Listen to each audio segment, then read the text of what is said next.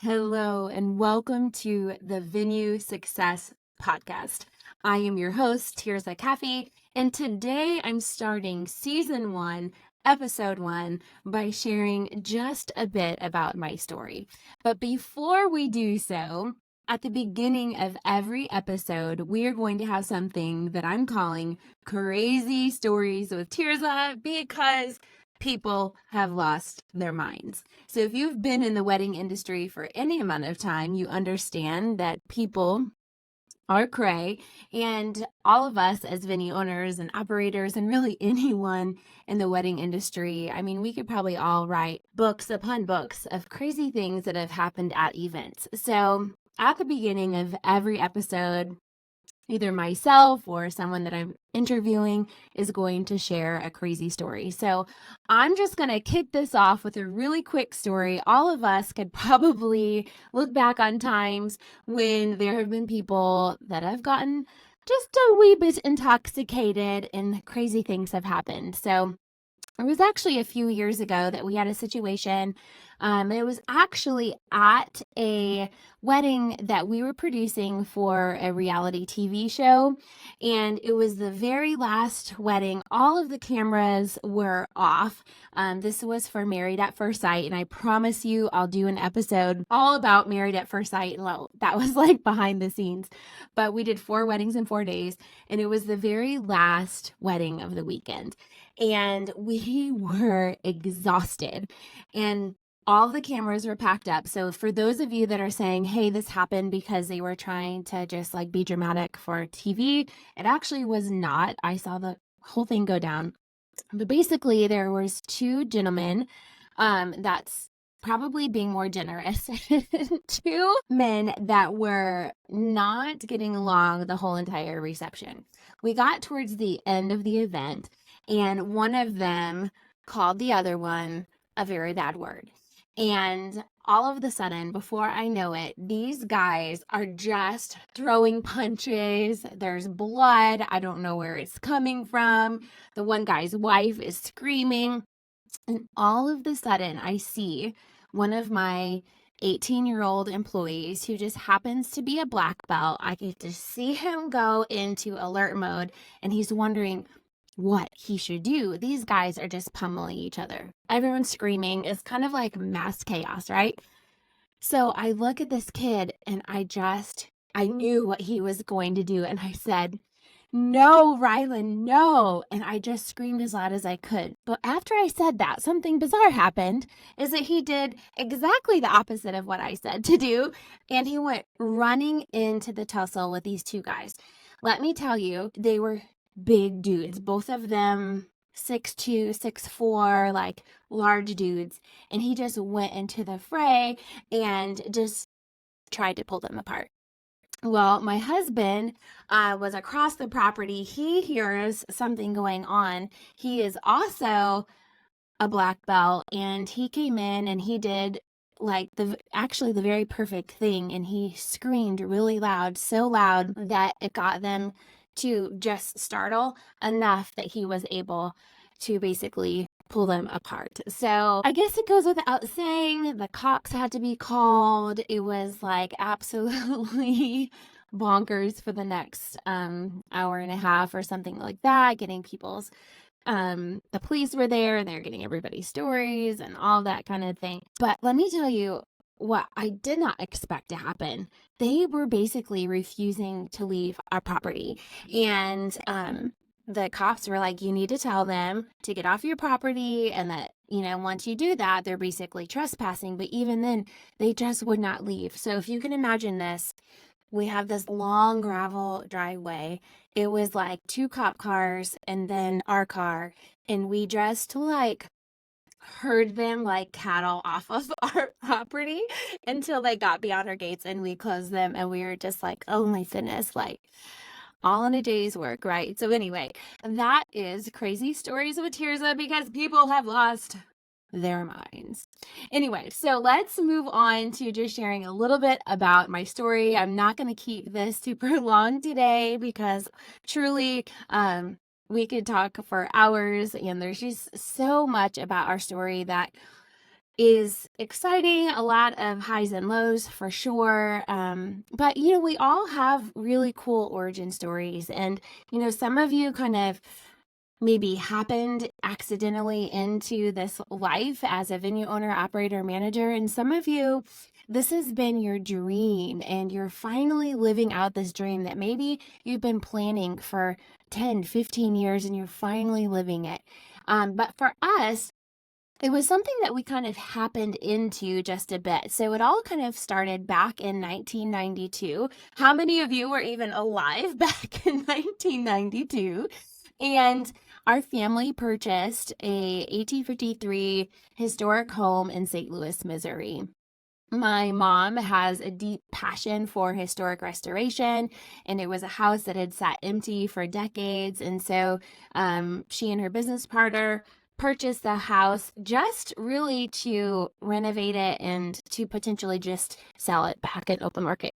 And during the course of that time, my mom really fell in love with this old house, and it was really truly a beautiful place. You could take a peek at it. I will put the link below in the show notes so you could be sure if you want to look at the OG venue that we renovated and started. But anyway, as we were restoring the house, my sister got engaged, and so she was like, you know what, I want to get married in a cathedral, but I really want to have my reception here.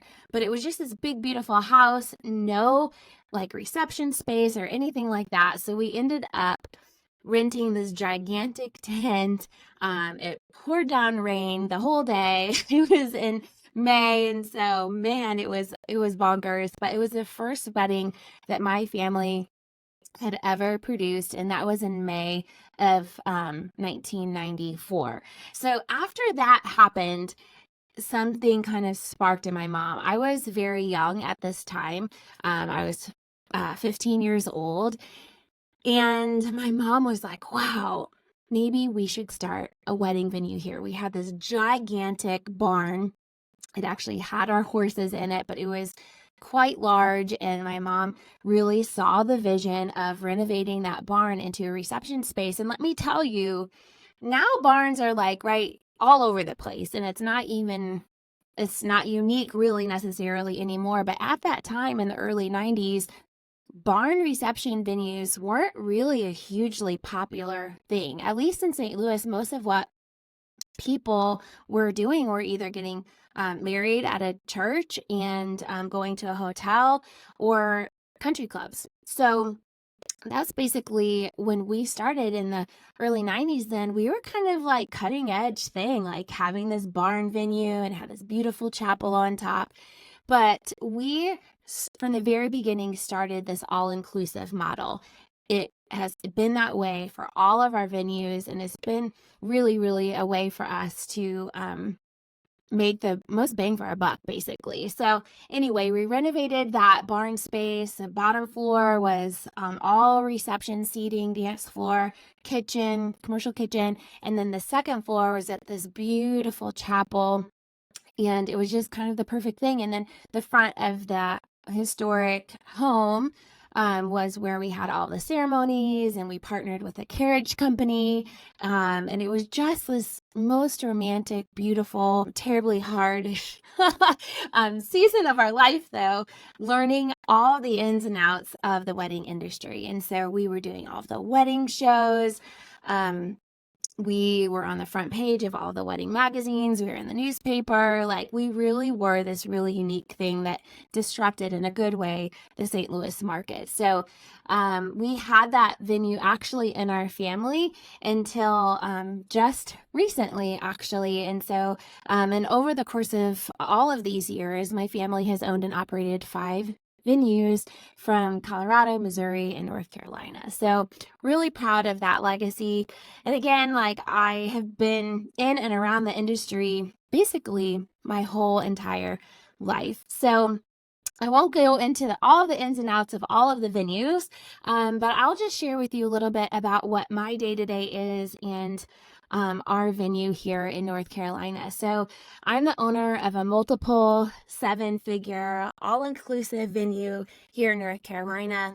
And it was a home that was built by one of the founding families of Charlotte back in 1903. So another historic house that had actually sat empty from 1978 till around 2007 to 2008 is when the renovations began. And so we opened for business after all of the renovations were complete in 2011. And again, we're staying with that same like all-inclusive model. And here in Charlotte, which is where I am, it really, again, like the barn thing really hadn't come in full swing to the city in even just that short amount of time, right? So we opened, we're a city venue, we're about 4 miles from the center of the city, and we are a 5-acre beautiful lot, just really right in the heart of the city, and you feel like you're being transported to somewhere completely like out in the country or out in the mountains or something very secluded, but we're literally right in the heart of the city, which makes us one of the most unique venues in Charlotte because we have 100 parking spaces. Like we really are this isolated little hidden gem in our city, which we're just so proud of what we've created. So over the course of the last 13 years at this point, we have 7 full-time staff. We have 28 part-time staff. We are producing 100 to 130 weddings and receptions every single year. And it has really become in Charlotte, like one of the predominant, just such a great reputation in our city. And we're so incredibly proud of it. So, so I work with my husband. I don't know how many of you work with your family, but it's been a really great season for us as a couple learning to navigate business ownership together. But one of the things that I would love to share with you that is, I see quite common, especially in the venue space, is that my husband and I are people of faith, and a lot of our background has also been in Christian ministry.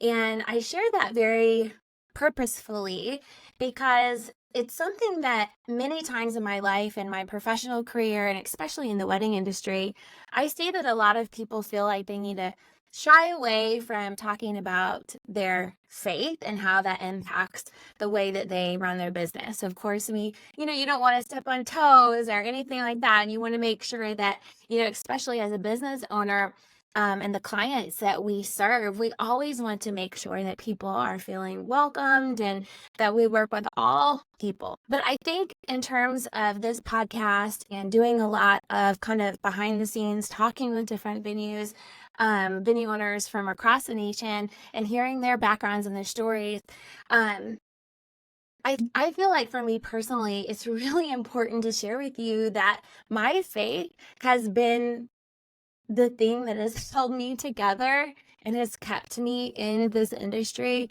for as long as I've been here. And it's been a really, really long time.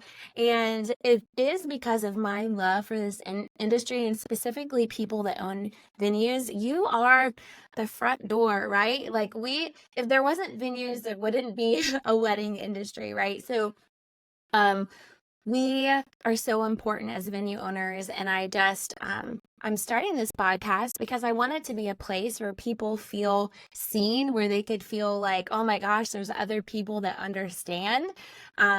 And I always, it's not going to be necessarily like something that we talk about a ton, but I just want you to know, like, that is kind of the heartbeat. Like, I want this to be a podcast that really ministers, that serves, that encourages the venue space. And the people that are in that space are some of the most hardworking, incredible people I've ever met in my life. And I want this to be a place where, again, like I said, that you could feel seen and understood, and that you can even find some community and maybe some friends across the country that you could connect with when you hear their story and you're like, oh my gosh, I resonate with them. I hope that you reach out to them and have some professional friendships that will last for years to come. I would really love to see that. So the reason why I started this podcast is that for me personally, I felt very isolated. I felt very alone as I started this venue here. And my husband and I worked very, very closely together, creating this business to be what it is today. And I didn't feel like I personally had the resources that I would have loved to have back in, at the very beginning. So a lot of the venue coaches that are out there, here's kind of the second thing, is that a lot of the podcast coaches, like resources, a lot of these people have never walked a day in your shoes. And I think that you could have a lot of knowledge about a certain field and be able to contribute a lot.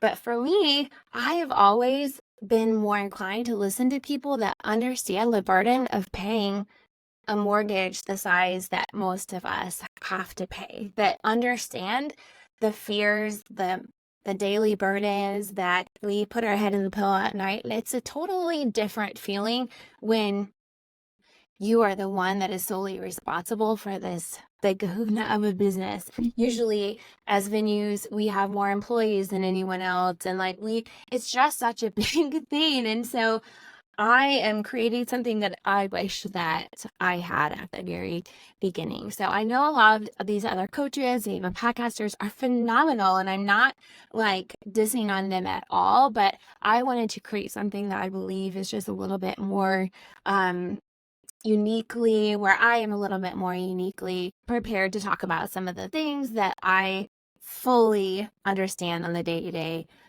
what your life is like. So anyway, that is probably the most of what I'm going to share with you today. I hope that as the seasons go on and the episodes go on, that I'll be able to have the opportunity to share more of my story with you. And I will tell you, this is the first episode. We are learning how to do this. So be patient with us for the first few episodes. We've already recorded several of the first venue owners that you're going to be hearing. But I will tell you that throughout the different seasons, we're going to have different themes. So sometimes, here in the beginning, season 1 is going to be all about introducing you to venue owners across the nation.